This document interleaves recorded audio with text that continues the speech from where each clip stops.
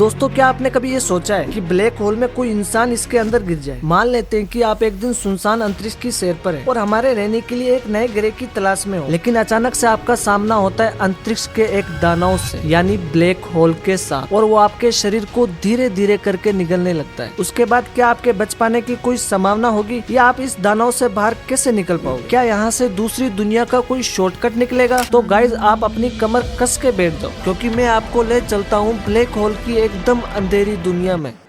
बार एक मैगजीन में इस्तेमाल किया था साल 1964 में, लेकिन ये नाम 1967 के बाद ही पॉपुलर बना, जब एक फिजिसिस्ट जॉन विलन ने इसे पॉपुलराइज किया। गाइस, ब्लैक होल शब्द सुनने में काफी सेंसेशन लगता है, लेकिन ये थोड़ा सा मिसलीडिंग शब्द है। ब्लैक होल सुनकर आपको लगेगा कि कहीं ना कहीं ये बड़ा गहरा होल होगा, लेकिन एक्चुअल में ऐसा कुछ भी नहीं है, क्योंकि ब्लैक होल तो स्टार से बनते हैं, तो इनके एकदम सेंटर में कुछ मटेरियल तो जरूर होते हैं। अब तारे क्या होते हैं? दोस्तों, सूरज ही हमारा एक ऐसा तारा है कि जिसके बीच में न्यूक्लियर फ्यूजन रिएक्शन होते रहते हैं। इन रिएक्शन की वजह से हीट और लाइटिंग प्रोड्यूस होती है। जो हीट पैदा हो रही है वो बाहर एक फोर्स डालती है और अंदर की तरफ स्टार पर फोर्स आता है, ग्रेविटेशन यानी गुरुत्वाकर्षण की मदद से, जिसकी वजह से ये स्टार अपने केंद्र से इकट्ठा होकर वो जिंदा रह रहा है। तो इस प्रकार तारे अपने पूरे जीवन में अपना संतुलन बनाए रखता है, बाहर की तरफ जाने वाली फोर्स रिएक्शन की वजह से और अंदर की तरफ आने वाली फोर्स रिएक्शन की वजह से। लेकिन ये जो रिएक्शन तभी होता है जब फ्यूल मौजूद होता है, या हाइड्रोजन या हीलियम। लेकिन दोस्तों, ये भी एक सच है कि ये ईंधन हमेशा उपलब्ध नहीं रहेगा, कभी ना तो कभी खत्म होगा। तो ये बाहर की तरफ जो फोर्स जाने लग रहा है वो रहेगा, और अंदर की ओर खींचने वाले ग्रेविटेशन फोर्स, उसे काउंटर करने के लिए फोर्स नहीं रहेगा। तो ये तारा अपने ऊपर ही कोलैप्स कर जाएगा अपने खुद के ग्रेविटेशन में। वैसे इसमें होने में काफी लंबा समय लगेगा। वैसे हमारे खुद की सन की लाइफ अराउंड 10 बिलियन ईयर्स है, लेकिन आगे क्या होता है वो डिपेंड करता है कि उस सन का मास कितना है। तो दोस्तों, मैं आपको इस पिक्चर से समझाता हूँ कि इन स्टारों का जीवन काल कितना होता है। अगर कोई तारों का मास एवरेज माना जाता है तो वो स्टार रेड जायंट में बदल जाता है। उसके बाद वो एक प्लेनेटरी नेबुला बन सकता है, या फिर एक व्हाइट ड्वार्फ बन जाता है। लेकिन अगर एक बड़ा तारा एक ज्यादा भारी भरकम स्टार है, तब उसका फ्यूल खत्म होता है, तो वो इकट्ठा होने के कारण वो एक रेड सुपर जायंट में बदल जाता है, और फिर वो सुपर जायंट फटकर सुपरनोवा बन जाता है। उसके बाद बहुत ही छोटा मुख्य भाग रह जाता है। अगर वो मुख्य भाग छोटा है तो वो न्यूट्रॉन स्टार है, और अगर वो थोड़ा सा बड़ा है तो उससे बनता है अंतरिक्ष का शांत दानव ब्लैक